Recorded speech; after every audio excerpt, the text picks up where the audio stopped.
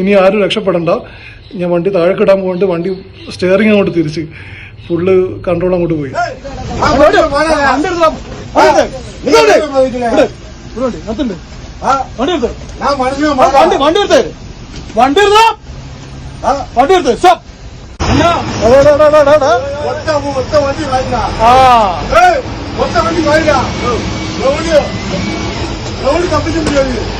Hi, എന്റെ പേര് സനോബർ എന്നാണ്.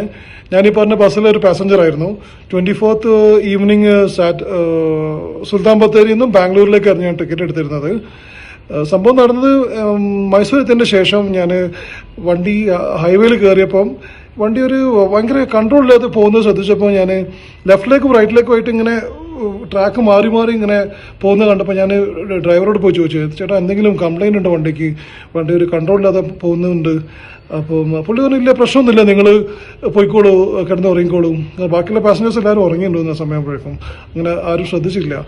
അപ്പം എനിക്ക് പുള്ളിൻ്റെ സംസാരം കേട്ടപ്പോൾ ഭയങ്കരമായിട്ടൊരു ഡൗട്ട്, പുള്ളി കുടിച്ചിട്ടുണ്ടോ എന്നുള്ളത്. അങ്ങനെ ഞാൻ ചോദിച്ചു, ചേട്ടാ കുടിച്ചിട്ടുണ്ടോ എന്നുള്ളത്. അപ്പോൾ ഇല്ല, ഞാൻ കുടിച്ചിട്ടൊന്നുമില്ല, നിങ്ങൾ ഉള്ളിലേക്ക് പോയിക്കോളൂ എന്ന് പറഞ്ഞു. അങ്ങനെ ഞാൻ പോകുന്ന വഴിക്ക് ഞാൻ ലെഫ്റ്റ് സൈഡിൽ ഒരു ബോട്ടിലും ഗ്ലാസും കണ്ടപ്പോൾ എനിക്ക് കൺഫേം ആയി പുള്ളി ഡ്രങ്കാന്നുള്ള കാര്യത്തിൽ.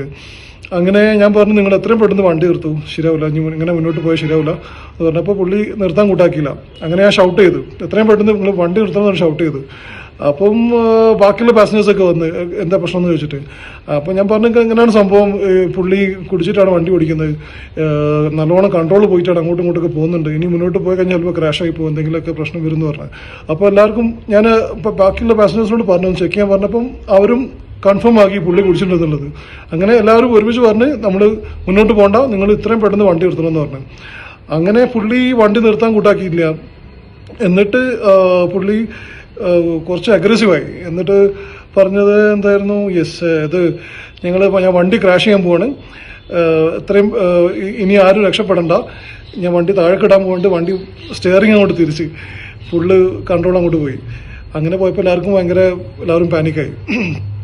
അപ്പോൾ ഞാൻ പറഞ്ഞു, നമുക്ക് ഉള്ളിലേക്ക് പോവാം, നമ്മളിവിടെ നിന്നുണ്ടെങ്കിൽ പുള്ളി ഇനിയും ഇതേപോലെ എന്തെങ്കിലും കാണിക്കും, നമുക്ക് ഉള്ളിൽ പോയിട്ട് ഒരു 5 കിലോമീറ്ററിനുള്ളിൽ ഒരു ടോൾ ഗേറ്റ് വരുന്നുണ്ട്, അപ്പോൾ നമുക്ക് വണ്ടി സ്ലോ ഡൗൺ ചെയ്യുമ്പോൾ കയറി പിടിക്കാമെന്ന് പറഞ്ഞു.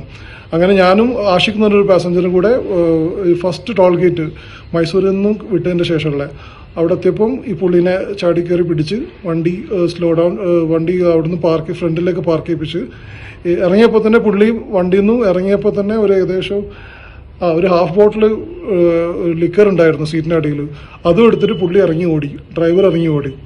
അവിടെ ക്ലീനർ ഉണ്ടായിരുന്നു, പക്ഷെ ക്ലീനർ ഞങ്ങൾ കയറിയപ്പോൾ മുതലേ ആള് ബോധമില്ലാതെ കിടക്കുന്നുണ്ട്. നിങ്ങൾക്ക് വീഡിയോ തന്നെ കാണാം പുള്ളി ഇങ്ങനെ കിടക്കുന്നത്. അതേ കിടത്തായിരുന്നു ഏകദേശം ഒരു 1:30-2 മണി വരെ. അപ്പോൾ ഇതാണ് സംഭവം നടന്നത്.